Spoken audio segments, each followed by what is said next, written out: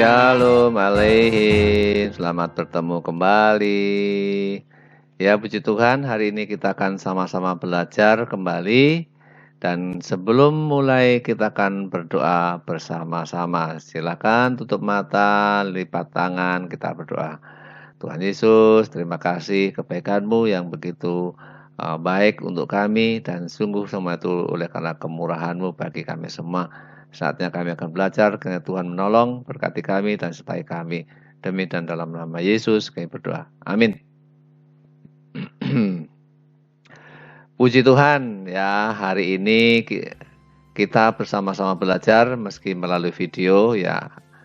Kita akan tetap semangat belajar, maju terus dalam Tuhan. Puji Tuhan ya. Tetap semangat ya. Semua boleh menyiapkan buku masing-masing.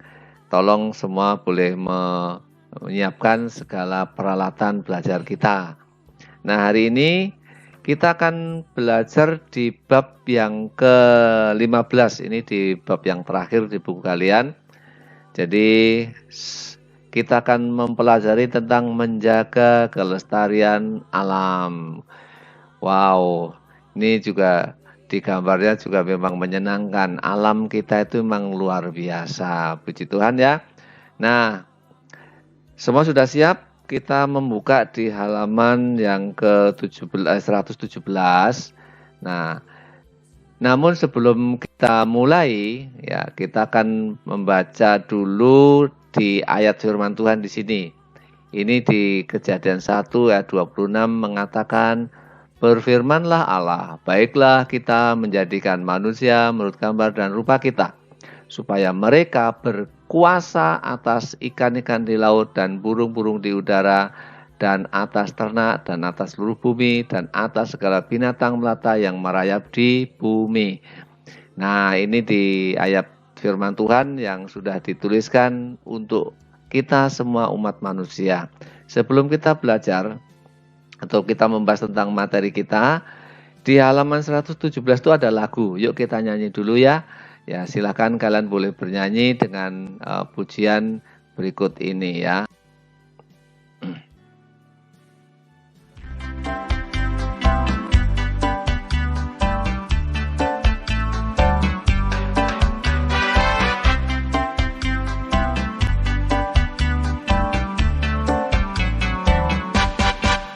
Hati-hati gunakan tanganmu, hati-hati gunakan tanganmu, karena Bapa di surga melihat ke bawah. Hati-hati gunakan tanganmu, hati-hati gunakan kakimu, hati-hati gunakan kakimu, karena Bapa di surga melihat ke bawah.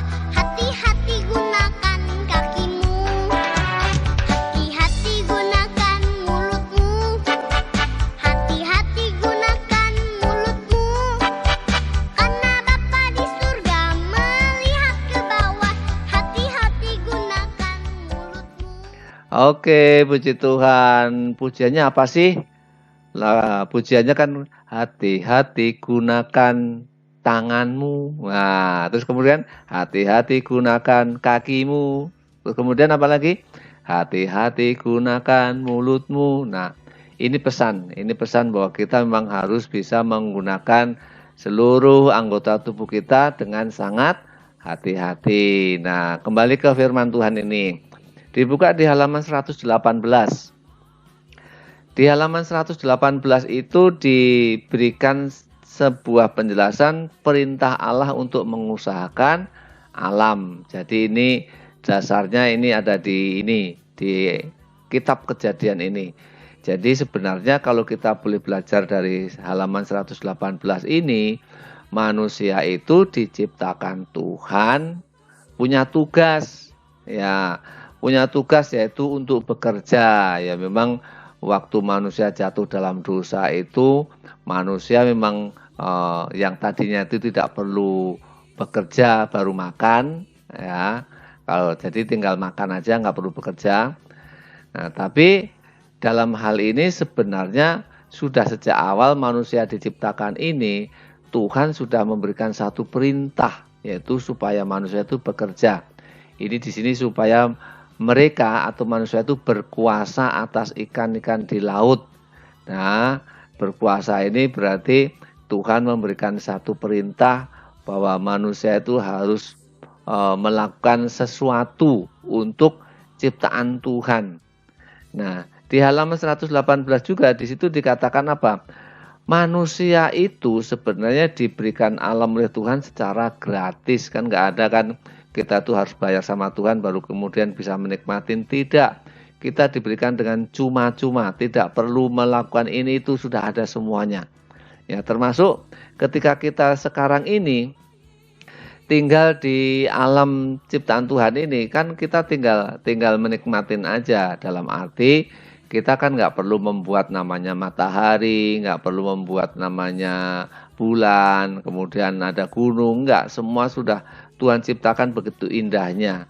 Nah, tetapi Tuhan memberikan satu perintah, yaitu bahwa manusia itu dipercayakan untuk merawat, untuk memelihara, untuk menjaga. Nah, kalau kita sudah diperintahkan untuk menjaga dan memelihara, berarti manusia boleh menggunakan? Nggak boleh. Tuhan itu menciptakan alam semesta itu memang untuk manusia. Nah, salah satunya untuk memenuhi kebutuhan manusia. Tetapi manusia tidak boleh kemudian mengeksploitasi, artinya itu berarti menggunakan semaunya sendiri, ya, sumber daya alam itu atau ciptaan Tuhan itu.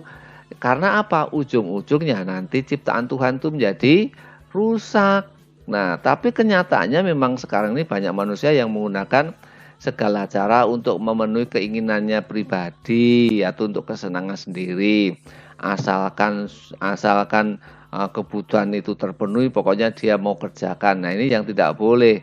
Nah, kalau ini dibiarkan terus-menerus, maka sebenarnya manusia yang akan mengalami kerugian juga.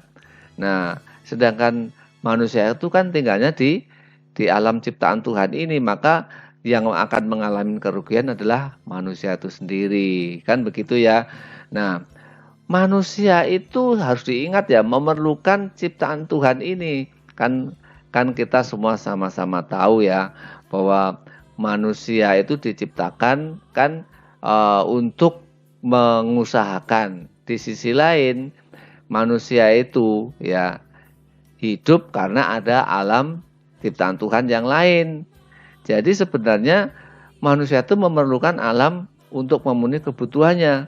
Begitu juga alam juga memerlukan manusia. Untuk ngapain? Untuk bisa mengelola dan memanfaatnya dengan tepat. Nah, jika tidak hanya itu, ya, manusia juga harus bisa menjaga alam ciptaan Tuhan. Jadi selain mengelola harus bisa menjaga. Tujuannya apa? Sebenarnya juga untuk manusia juga. Permasalahannya, nah ini permasalahannya. Sekarang di halaman 119. Di halaman 119 itu permasalahannya, ya, kekeliruan manusia terhadap alam ciptaan Tuhan itu selalu terjadi. Ini ada contohnya ini. Jadi rupanya ini di tahun 2000, ya, ini ada tulisan bungkus Indomie. Ya, bungkus Indomie itu ternyata terbuang atau terdapat di daerah pantai selatan, ya, Malang. Di pantai selatan Malang. Itu ditemukan ditemukan bungkus Indomie yang tertuliskan HUT, ya, HUT RI ke-55 tahun. Nah, itu berarti di kurang lebih tahun 2000. Waduh, ternyata bungkus Indomie itu masih utuh, maksudnya itu belum rusak. Ternyata penelitian menjelaskan bahwa bungkus Indomie atau plastik ini akan bisa terurai itu mulai 20 sampai 1000 tahun. Jadi baru terurai. Jadi maksudnya itu sekitar 20 tahun kemudian sampai 1000 tahun itu baru bisa terurai. Berarti kalau ternyata lingkungan kita itu banyak sampah-sampah seperti ini, menjadi rusak enggak? Pasti rusak. Dan ini mengganggu kehidupan manusia enggak? Mengganggu.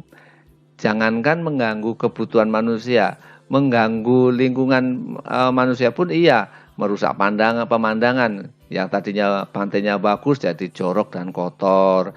Yang tadinya itu pantai itu indah dilihat mata, sekarang tidak bisa dilihat dengan indah. Karena apa? Banyak sampah di tepi pantai. Nah, ini yang menjadi permasalahan. Kemudian kekeliruan manusia berikutnya ini. Karena sampah, nah ini ada di halaman 120.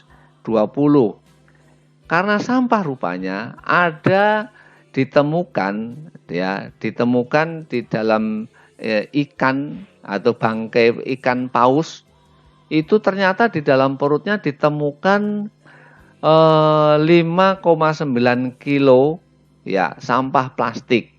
Ya, waduh, ini terjadi rupanya di Sulawesi Tengah. Wow, ternyata serem juga ya. Ternyata karena keteledoran, kecerobohan manusia yang membuang sampah sembarangan, ternyata ada ciptaan Tuhan lain yang kena imbasnya, yaitu apa? Ikan paus. Ya, ikan paus itu rupanya meninggal atau mati. Mati ternyata di dalam perutnya ada sampah plastik sebanyak 5,9 kilo, kurang lebih hampir 6 kilo plastik. Wah, banyak ini. Ini pasti banyak kalau ditaruh di di tepi pantai begitu, dijemur pasti banyak ini sampahnya karena udah 6 kilo. Wah, ini berarti bahaya juga. Ini ada di halaman 120, itu di Wakatobi, Sulawesi Tengah ya. Ternyata ditemukan ikannya. Nah, ini salah satu contoh kekeliruan manusia dalam menyikapin alam ciptaan Tuhan. Ya, kekeliruan manusia dalam menggunakan alam ciptaan Tuhan. Sehingga manusia tidak bisa menjaga kalau seperti ini. Ini manusia sudah tidak bisa menunjukkan bahwa kepercayaan Tuhan dalam menjaga alam ciptaan Tuhan tidak terwujud. Buktinya mana? Ternyata ini ada ikan yang mati karena keteledoran manusia. Ini kan sebenarnya tidak boleh. Nah, kita akan belajar berikutnya. Sebentar ya. Nah, di halaman 120 bagian C, ini juga kita sudah akan belajar tentang manfaat menjaga alam, menjaga dan melestarikan alam. Lalu, apa sih manfaatnya kalau begitu? Kalau tadi misalkan karena keteledoran manusia sehingga ikan mati, karena keteledoran manusia kemudian pantai menjadi kotor. Nah, sekarang apa sih manfaat menjaga dan melestarikan alam? Nah, rupanya menjaga dan melestarikan alam mempunyai banyak manfaat bagi manusia. Tuhan yang menciptakan alam semesta sudah memperingati manusia untuk mengelola dan memelihara dengan bijak. Tuhan mengetahui bahwa keberadaan alam semesta itu menjadi sumber utama bagi kebutuhan manusia. Jadi sebenarnya kalau kita itu bisa menjaga dengan baik, itu juga sangat berimbas atau sangat berhubungan dengan manusia itu sendiri. Nah, hubungan antara manusia dengan alam semesta itu haruslah berjalan dengan baik supaya apa? Manusia juga bisa menikmati, alam sekitar kita juga terjaga dengan baik dan seterusnya. Ya, jadi manfaat dalam menjaga dan melestarikan alam itu yang pertama itu ekosistem tetap berjalan dengan baik. Ayo, apa itu ekosistem? Ayo. Jadi ingat gak ekosistem itu? Jadi ekosistem itu keberadaan yang saling menguntungkan, sistem ekologi yang membuat kita itu saling membutuhkan satu dengan yang lain, kan begitu. Jadi kalau itu bisa kita kerjakan, maka semua itu akan berjalan dengan baik. Manusia juga akan membutuhkan tumbuhan membutuhkan manusia dan seterusnya seperti itu. Kemudian yang kedua, membuat hidup lebih bersyukur terhadap pemberian Allah. Jadi kalau orang atau kita manusia itu bisa menjaga dan melestarikan alam, kita akan kemudian bisa menjalani hidup itu dengan bersyukur. Karena apa? Karena ternyata kita pun bisa merasakan manfaatnya. Terus kemudian apa lagi? Yang ketiga itu hidup menjadi sehat dan bahagia. Iya dong, kalau misalkan kita itu hidup sekitar kita itu banyak tumbuhan, tentu udara kita yang kita hirup itu akan segar terasa, ya kita akan merasakan udara itu lebih segar kan begitu ya. Nah kemudian apalagi kita juga akan menikmatin hasil dari alam sekitar kita, ada buah-buahan. Nah kita juga akan menjadi memiliki makanan yang sehat, dan tentu dengan keadaan ini kita akan menjadi bahagia kan begitu.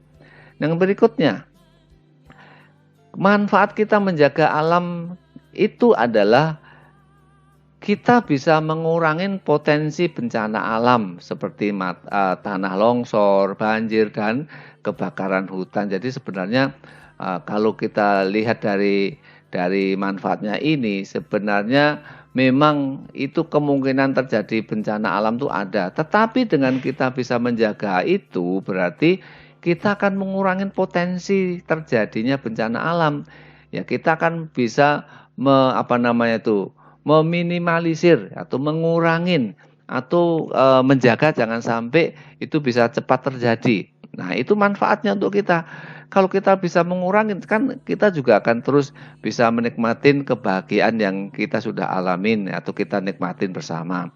Dan yang berikutnya itu ada manfaatnya itu adalah kebutuhan hidup manusia senantiasa tercukupin. Contohnya yang tadi itu dengan tumbuh-tumbuhan itu tumbuh dengan baik, kemudian menghasilkan buah, buahnya bisa kita makan, kita konsumsi, kita hidup sehat, kemudian karena kita juga bisa menjalankan tugas sebagai yang memelihara, menjaga dan merawatnya, maka alam sekitar juga akan terjaga dengan baik, dan akhirnya semuanya akan menjadi saling menikmati sebenarnya. Tapi intinya apa? Kebutuhan hidup manusia akan terjaga dengan baik, senantiasa tercukupi kan begitu. Nah ini beberapa manfaat menjaga dan melestarikan alam ciptaan Tuhan. Itu ada di halaman 120 sampai 121. Sekarang kita akan belajar di halaman 121 tentang peran sertaku. Nah, apa sih yang dapat kita lakukan? Ya, peran apa sih yang dapat kita lakukan? Nah, di halaman 121 itu di situ dikisahkan tentang peristiwa di Bandung, Jawa Barat terdapat sebuah toko organik isi ulang. Nama toko isi ulang ini adalah toko organis YPBB. Ya. Nah, toko tersebut berbeda dengan yang lainnya. Di sini kamu tidak akan menjumpai produk yang dibungkus dengan plastik, melainkan kamu harus membawa wadah tempat tersendiri. Nah, ini sebenarnya bagian dari peran kita sebagai orang yang dipercayakan menjaga alam ciptaan Tuhan. Nah, belajar dari sini sebenarnya kita ini bisa menjaga atau kita itu bisa menggunakan peran kita dalam menjaga alam ciptaan Tuhan itu dengan hal-hal yang sederhana sebenarnya. Kalau misalkan kita di rumah punya tanaman, kita bisa menyiramnya supaya tumbuh dengan baik. Terus kemudian lingkungan kita juga bisa dengan asri. Terus kemudian kalau kita itu bisa menjaga kita bisa menjalankan peran kita, maka karena kita itu selalu melakukan yang terbaik, maka tidak heran lingkungan kan menjadi asri. Kemudian di situ juga akan terdengar burung-burung berkicau di dahan itu. Kemudian kita juga bisa menikmati dan seterusnya. Nah, ini salah satu contoh ini peran kita nih. Ini sekarang kita buka di halaman yang ke berapa ini? Yang ke 121 itu, kemudian siap-siap di halaman yang 122. Nah, ini ada satu peristiwa di mana di situ dikisahkan bahwa pagi itu pukul 6 mentari begitu cerah, burung-burung berkicau di atas dahan pohon. Lia pun terbangun karena cahaya matahari sudah menyinarin kamarnya melalui jendela. Sebelum beranjak dari tempat tidur, Lia terlebih dahulu berdoa kepada Tuhan. Ayo halaman 122. Kemudian mengucap syukur untuk hari yang baru. Setelah berdoa, Lia pun merapikan tempat tidurnya. Setelah merapikan tempat tidur, kemudian Lia melakukan kegiatan berikutnya dengan selalu melakukan secara mandiri. Jadi dengan hal itu, kemudian Lia itu menjadi seorang mandiri dan disiplin.